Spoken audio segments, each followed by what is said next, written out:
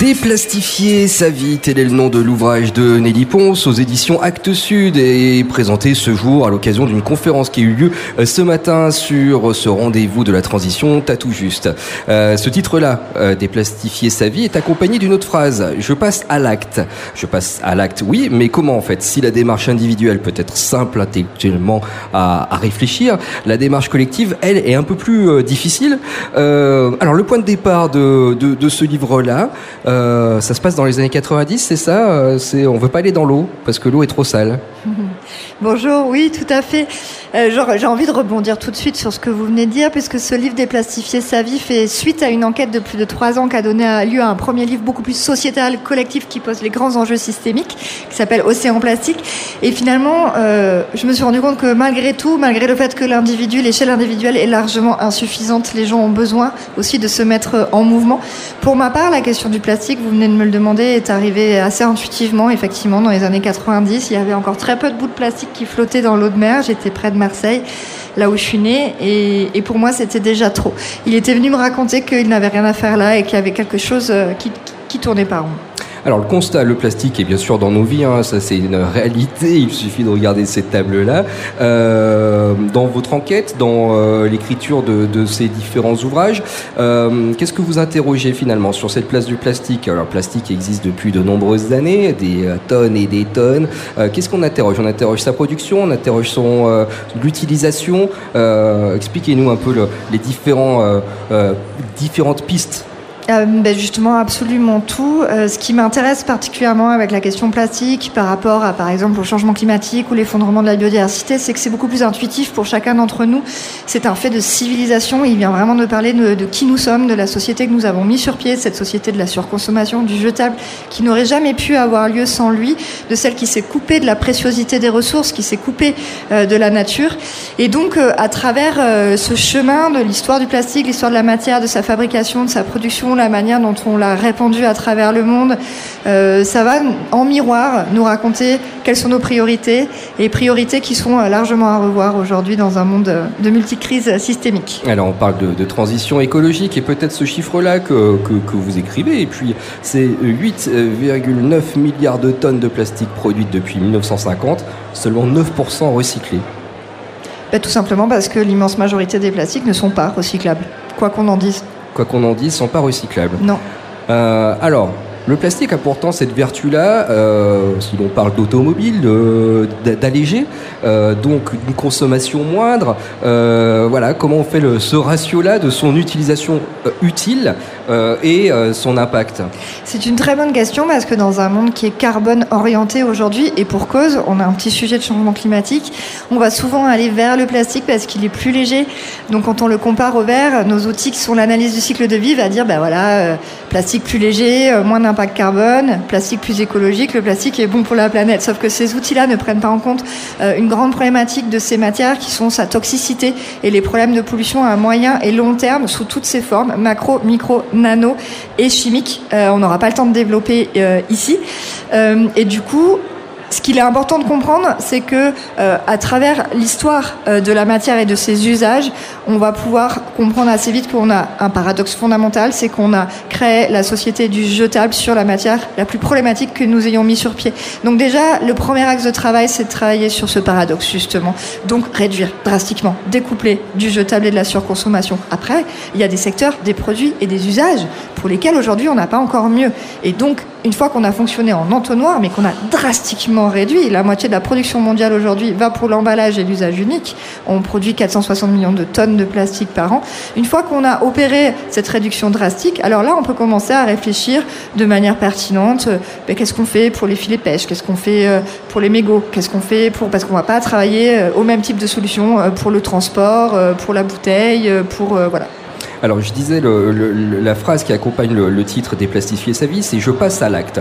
Aujourd'hui, comment on peut passer à l'acte, sachant qu'on est quand même qu'on va consommer. L'emballage, on ne le choisit pas. Alors, on a des solutions, hein. Il y a du vrac qui existe. Après, ça dépend les endroits où on va consommer. Mais le tout public qui se retrouve dans une grande surface ne choisit pas l'empaquetage de son produit.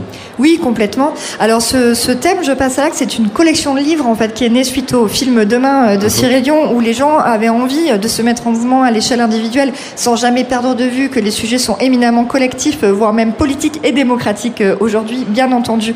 Le Je passe à l'acte, il permet différentes choses. C'est que quand on se met en mouvement individuellement, on voit nos marges de manœuvre, on voit là où on a la capacité de réduire. Ok, je peux choisir d'aller chez un producteur en direct, selon où je vis, selon le temps que j'ai, mon portefeuille, etc. Je peux choisir de créer une plastic attack et de renvoyer tous les emballages au supermarché et d'embarquer avec moi des dizaines, voire des centaines de personnes. Sud de l'Angleterre, la grande distribution a dû se réorganiser face à la pression des citoyens.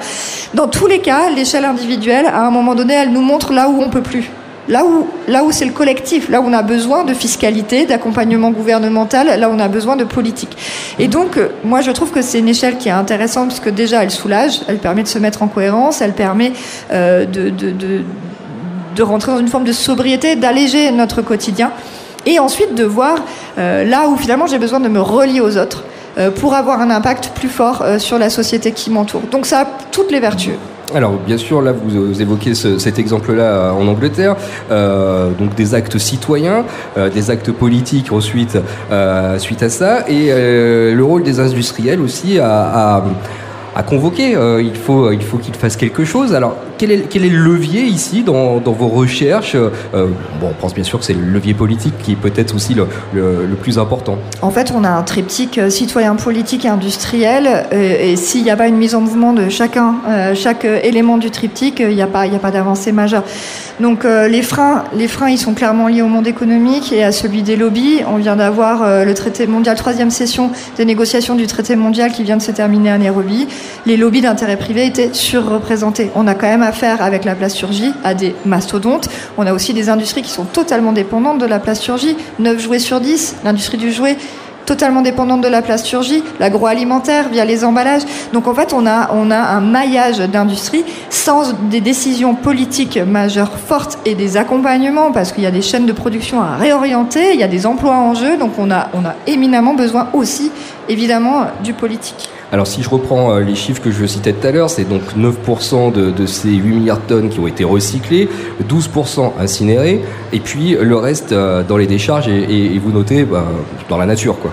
Oui, complètement, puisque ce qu'on sait aujourd'hui sur les plastiques, c'est qu'ils ne disparaissent jamais vraiment. Ils se fragmentent en particules de plus en plus petites. D'abord, ils relarguent leur chimie, ensuite ils se fragmentent. Et plus la particule est petite, plus ses moyens de dispersion sont grands.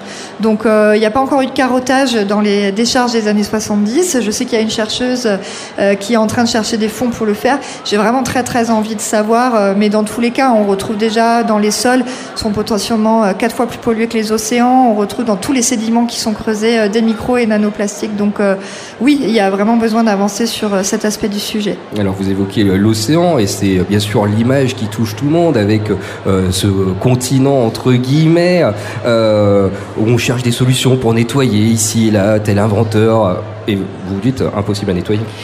Non, parce que c'est une pollution qui n'est pas que liée à des macrodéchets qui flotteraient à la surface des océans. Alors les modélisations changent en fonction des études qui sortent.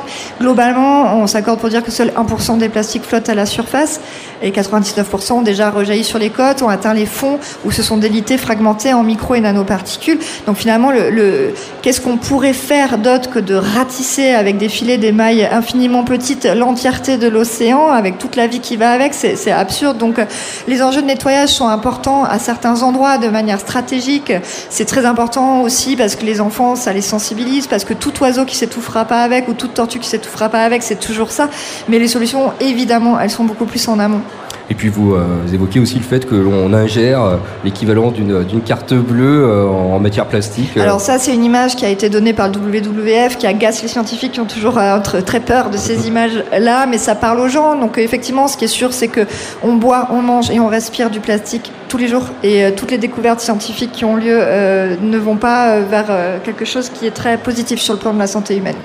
Alors, vous faites des conférences telles ce jour sur Tatou Juste.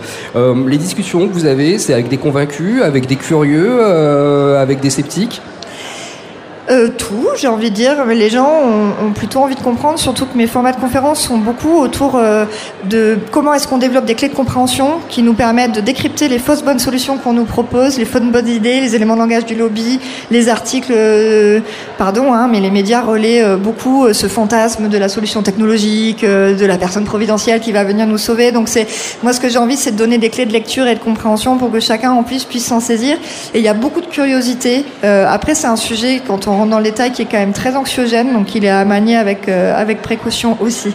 Alors, on peut le remplacer de manière très simple. On a cet exemple-là sur la table. Alors, à la radio, ça ne se voit pas, mais ce sont ces gourdes en métal qui remplacent ces bouteilles plastiques. Ça, c'est une première solution. Qu'est-ce que vous proposez aussi, entre guillemets, s'il y a 2-3 conseils ? Oui, alors sur les solutions très concrètes à l'échelle citoyenne uniquement, si on regarde cette échelle-là, on va se rapprocher de tout ce qui est proposé par les mouvements zéro déchet, donc avec la fameuse règle des 5 R, réutilisation, refuser, réemployer. Sauf que après, avec les plastiques, elles vont avoir des limites, parce que réutiliser une bouteille en plastique, c'est vraiment pas conseillé pour des questions de toxicité. Donc on a plutôt intérêt à remplacer, c'est le cas de la gourde, par une matière inerte, réutilisable à l'infini. Là, on solutionne des équations globales, même au niveau de la ressource, au niveau du bilan carbone, etc. Maintenant, si j'ai envie d'une gourde bleue, d'une blanche, d'une rouge, d'une verte, pour aller avec chacun de mes sacs, si chaque librairie, festival, parc national offre son tote bag ou sa gourde en cadeau, je pense que oui, on a un peu progressé sur la question plastique, on n'a pas progressé sur notre empreinte générale, et il n'y a pas que ce petit sujet qu'on doit traiter aujourd'hui. Alors vos travaux pour le futur portent toujours sur le même sujet, expliquez-nous. Plusieurs sujets dans les tuyaux, mais un sujet qui me passionne, c'est le lien entre l'épuisement humain et l'épuisement du vivant.